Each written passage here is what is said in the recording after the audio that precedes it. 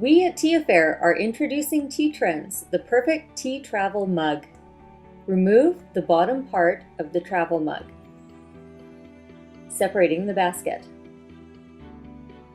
Place 1 teaspoon of whole leaf teas into the basket and put it back into the travel mug. Replace the lid. Now press the button.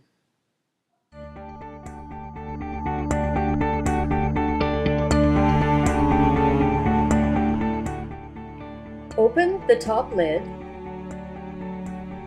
and pour in your preheated water, filling it to the displayed mark line. Replace the lid and wait, allowing it to steep to your desired time.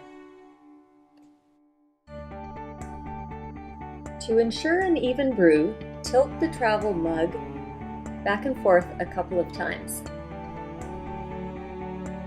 And finally, press the button once more, closing the basket from your perfectly brewed tea.